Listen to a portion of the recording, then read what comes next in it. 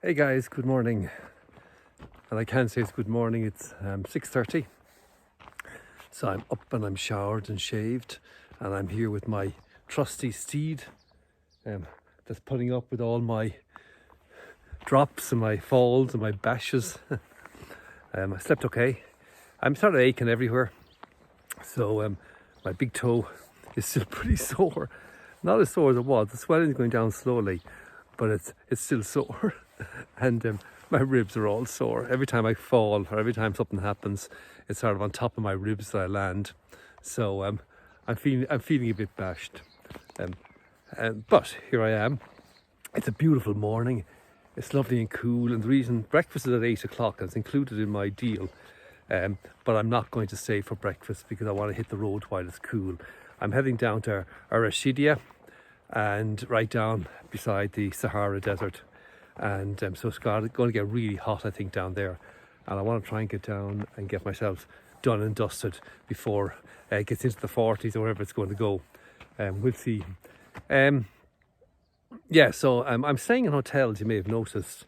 This is my second one. Well, I stayed in an Airbnb in Sichuan, and I'm staying in this little sort of guest house. You can see it there. I'm up in the middle of the mountains. This is where I'm staying last night. You know, it costs about 30 quid a night for, I think this cost me 40 quid for my room and my dinner last night, and which was lovely. I had mutton with prunes, really, really good, and included breakfast, although I'm not having breakfast. So it's so inexpensive and it's so hot here, and at the end of a day's riding, you're really not up to pitching the tent. A lot of people said to me, they said you won't want to camp. You say you'll be too tired and it's too tough, and they're sort of right. You want to get into somewhere, you want to get cool, you want to get some food, you want to get a shower. So I don't think I'm going to be doing much camping in Morocco. I think the tent will be staying on the back of the bike for another while. I'm going to stay in hotels, I think. So I'm off. It's about a 4-hour ride down to Arashidia, and I'm looking forward to it. I'm really looking forward to getting down there and having a look-see. And I'll be going to a bit of the Atlas Mountains, and then of course I'll be heading up afterwards into the Atlas Mountains proper and go up and do the gorges. But I'll post that and I'll keep you updated when I get there. So no breakfast, no nothing, no cup of tea even, but I'm on the road. That's the important bit, and I'll talk to you later. Cheers, guys. Guys, here I am. These are the famous Barbary monkeys. Look at them.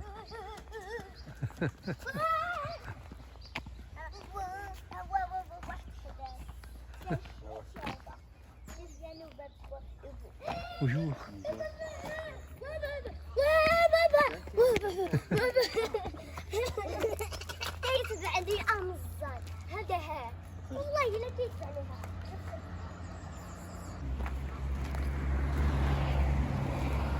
Look at them. They're wonderful.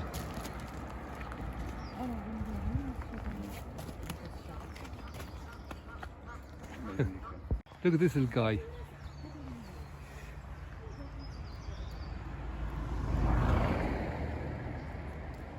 He wants my phone. Look at them.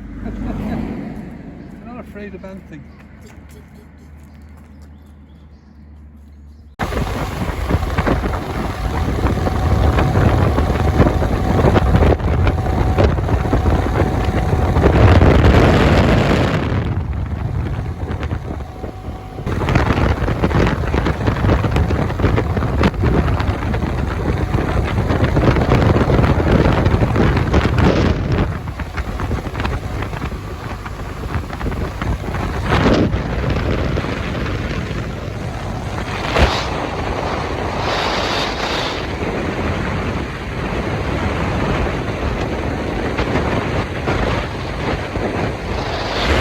So a couple of observations from the road.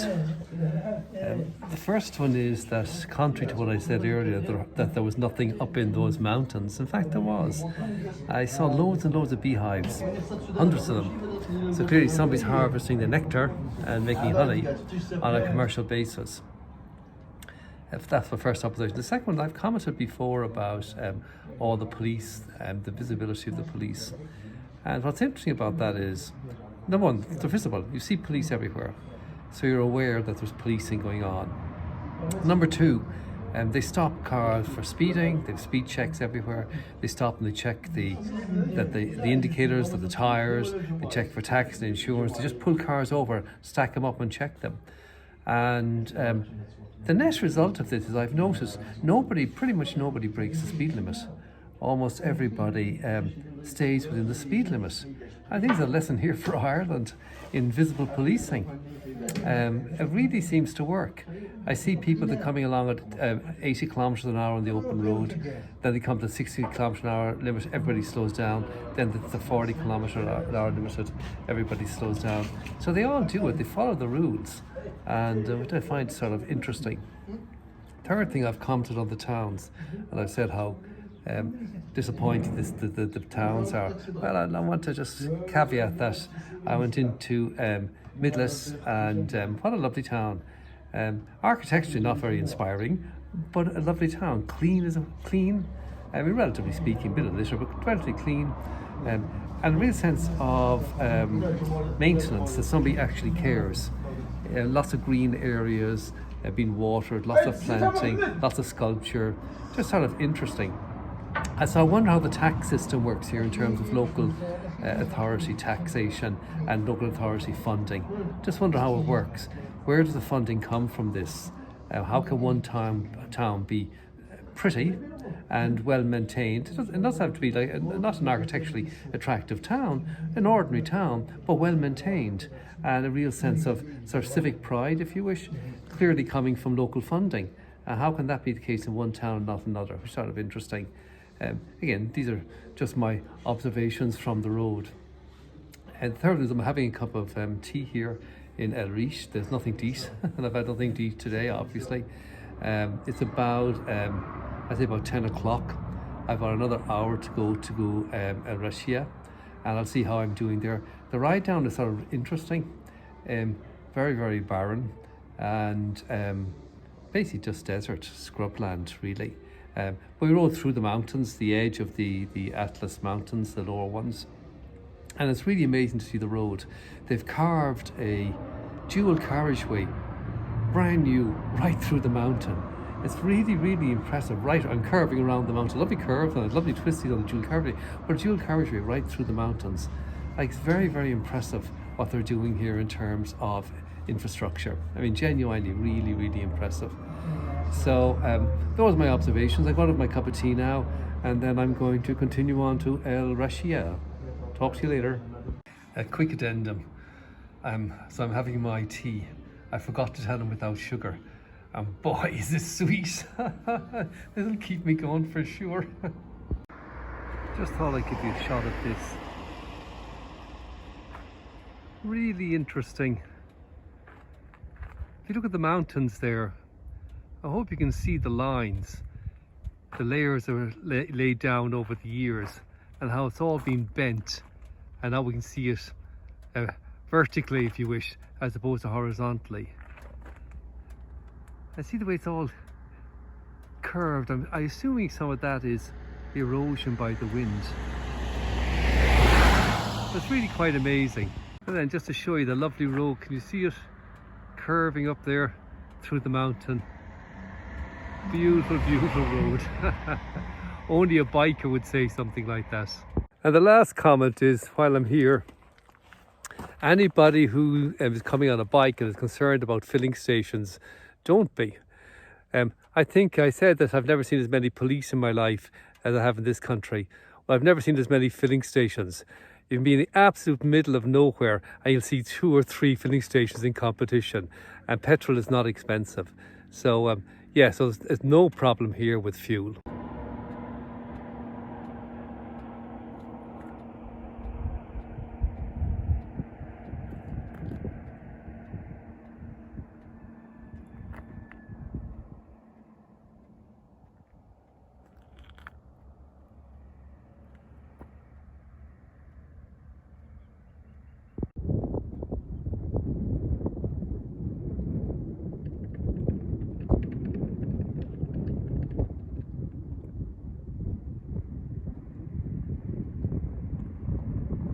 Well, it was monkeys this morning and it's camels this afternoon.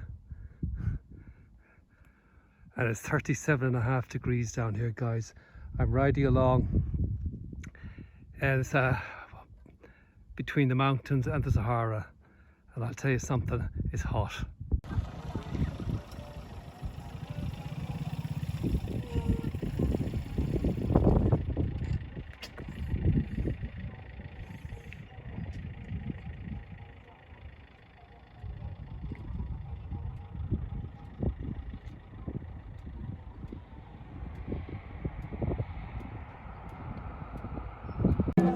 Well guys, here I am in one of the gorges. I actually don't know which one it is. And you see everybody's relaxing, playing music. I'm getting a freshly squeezed orange juice in a minute. And having a quick break. It's about 30 minutes to go to where I'm going to be staying tonight, off up in the mountains. And just to give you an idea what these gorges are like.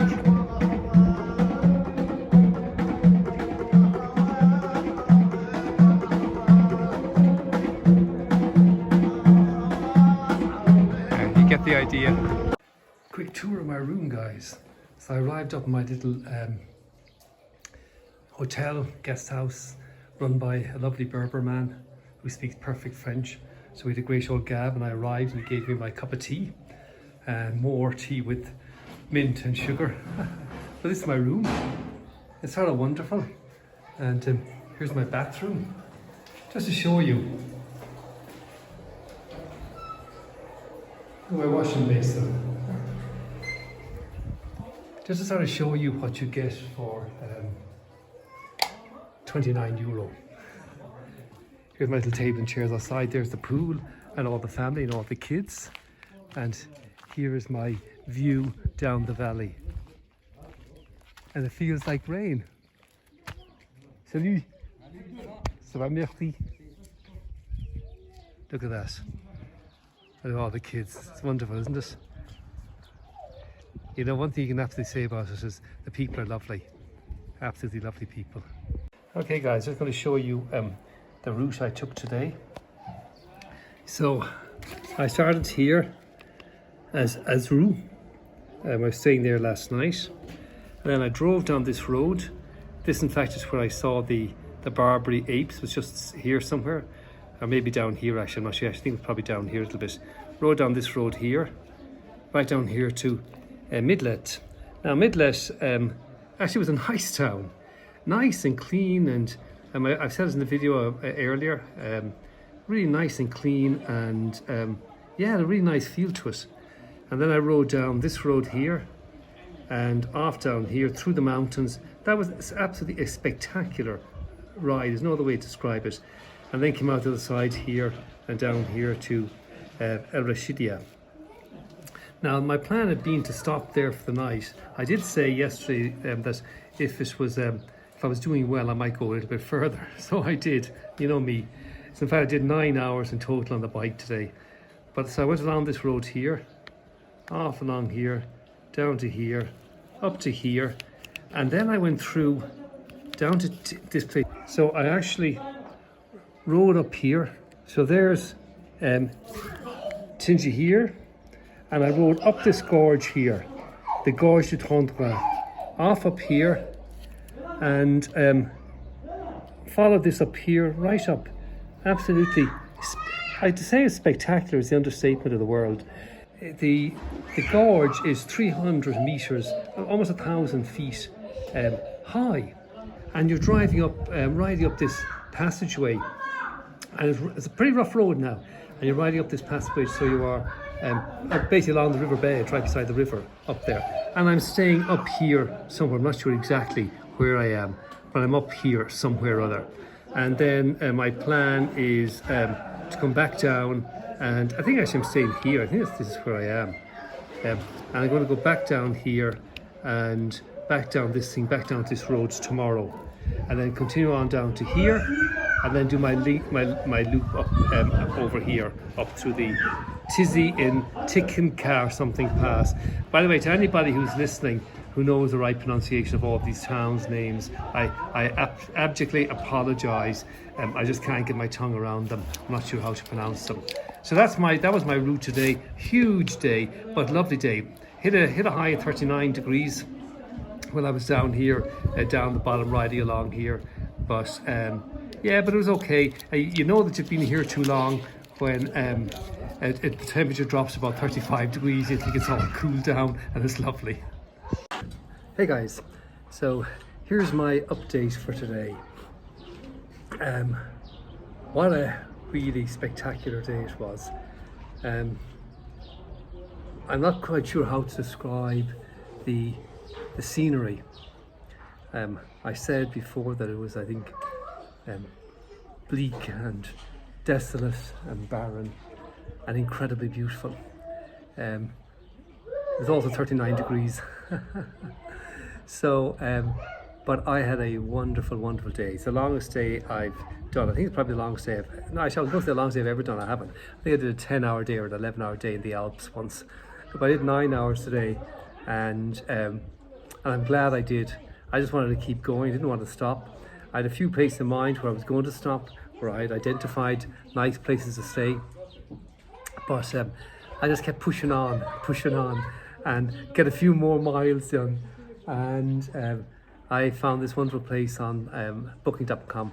I mean, I found this hotel, 29 quid a night, and like 5 quid or 6 quid for dinner. You know, I mean, you couldn't make it up. So I decided to plough on to here, and I came up one of the gorges, Gorge of Dand. There's two gorges. So I'm going up one, and tomorrow I'm going to go down the other side. And it's wonderful, it's spectacular. A teensy bit hairy on the bike. You got to be careful, but spectacular. And I have to say, in fairness to the guys in ORS, I know I was at the beginning, my first video, my second video, I said, would I do it again? I said no. Yeah, I'm not sure I would do it again, but boy, I learned a lot, and I'm really practicing it, using the fingers on the clutch, two fingers on the clutch, 2 fingers on the brake, and keep my hands loose, standing up on the pegs, keeping my legs straight, bending from the hips, and turning the bike, leaning the bike, and keep my posture straight, and just leaning the bike. I mean, for example, I had to do a turn today, and after my fall yesterday, I've determined not to have another disaster. So I just picked a spot in the road, and I said it was pretty flat, and I saw there was lots of scrub land around there. I could see clearly that there were no big potholes or big boulders. And so I just drove up the road and drove into it. Just rode into it, turned around in a circle, and rode back out. And all lumpy and bumpy and up and down, but I had all the confidence in the world to do it. It's worthwhile. Definitely, give you that bit of confidence, you know. And the bike went really well today. In case you're wondering what the noise is, by the way, let me show you. So a bunch of little kids here hopping into the pool. The bike is going really well, no problem. So those fumes that were coming out of the exhaust, obviously just some oil or something, got into the mix, and that's all gone. So the bike is perfect. And what a machine, you know. Just cruised along. Having said that, I found I broke a couple of things when I dropped it yesterday, so I did a couple of repairs and tightened things up and whatever. Today was the first day I let the windscreen down. I really needed it. I opened all the vents on my jacket, all the vents on my pants, and I could stand up. And another thing that I learned with ORS, I can stand up in the pegs with no hands, going along at 80 kilometers an hour, stand up in the pegs, put my arms out, all the vents open and cool down. It's really handy, and not be afraid to do it. And just realise that once I'm on the pegs and I'm using my feet properly, standing straight, I can control the bike. So that was sort of nice. I'm really glad I put the Continental TCK or TKC, whatever they are, 70 rocks on the bike. It makes a big difference. It really does. I mean, it's not a lot of grips. They're 70-30 tires, but it actually makes a difference. You go into the bit of grit, you go into the bit of rough stuff, or where the road breaks up and you're riding along in not sand, but sort of loose dirt. And I mean, it's no problem. You just ride right through it. I'd be afraid to do that. I think if I had the Touran side on it before the road tires, I wouldn't do it. So the bike, I'm really pleased with the bike. There's no doubt about it. It's a wonderful machine. For sure, it's still too big for me. and for sure it's too heavy for me. And well, let me rephrase that. It's too big and too heavy for my skill level. So I need to work on my skill level. I think if I get my skill level right, it wouldn't be actually.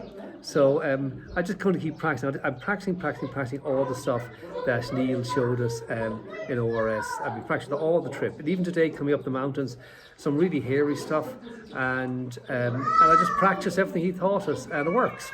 So what can I say?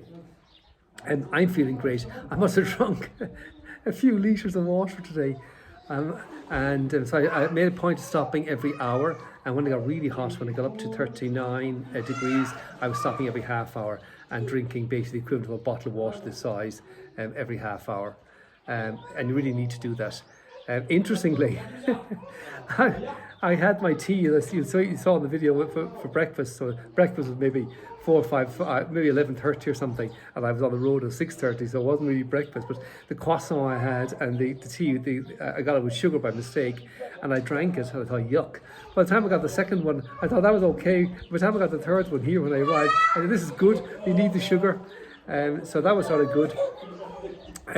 So yeah, it's been really, really lovely. Not like a lot else I can say. I've just really, really enjoyed it. Conleth, my brother, said to remind me that this is actually supposed to be a holiday, not to exhaust myself. But this is actually what I enjoy. Exhausting myself is actually what gives me juice. I need to work. I've just come to realise that in life. That's why I love to run, why I love the mountains, why I love the bike. I need to exhaust myself. Hold on just one sec. And if I'm not working, be it work, be it physical exercise, be it mental exercise, be it whatever, if I'm not doing something, I'm not happy. I'm just not a guy for sitting around. It's just not me. I need to be challenging myself and pushing myself. I think that's where my kids get it from. The same sort of madness. Sorry, guys. So yeah, not all I can tell you. I'm going to have brochettes on the barbecue for dinner, lamb and chicken or whatever, and big salad and some fries. And he said he's going to feed me up right royally, and so that's going to come up shortly. And we agreed at 5:30. So it'll be my first real food today, excluding my little croissant. And I'm not hungry, actually, to be very honest with you. In this kind of heat, you're not hungry, and but you have to eat. So I'll have some food, and that'll keep me going. So I'm really excited now for tomorrow. I'm covering the miles. I'm probably doing twice what I anticipate. Today I did about 250 miles, maybe 300 miles. So that's whatever it is, 400 or 500 kilometers of mountain roads. And I didn't think I'd be able to do that. I didn't think I'd be up to it. But I am, and I enjoyed it, and I didn't feel tired at the end of it. I mean, I really felt good. So yes, I'm really covering the distance, which means I may be able actually to get over and do some of the stuff on the coast that I thought I wouldn't get to see, which would be sort of exciting. My last comment is, about the people. So I'm up with the Berbers here, and lovely, friendly people, and like really, really friendly. Friendlier, I think, than northern Morocco. They're really, really friendly people. I made the comment earlier about photographing people. This clearly is a no-no here. You can't be videoing or photographing with people in it. In general, one shouldn't do that anyway, but it's definitely a no-no here, and I'm super conscious of it. That I acknowledge people, and I say, I'm going to take a video, I'm going to take a photograph. Is that okay? If they say no, I don't. If they say yeah, sure, then I video away. I remember years ago when I lived in Sudan, I put my feet up on the table once and showed the soles of my shoes to people, and only found out afterwards that it was a terrible insult. So this cross-cultural behaviour is really, really important. I'm trying to understand what you can and can't, or should or should not do, let's put it that way. You want to respect the local customs and the local people. So that's sort of it. I'm looking forward to my food now, and then I'm going to, I hope, edit this video and get a good night's sleep. So talk to you in the next video. Cheers, guys.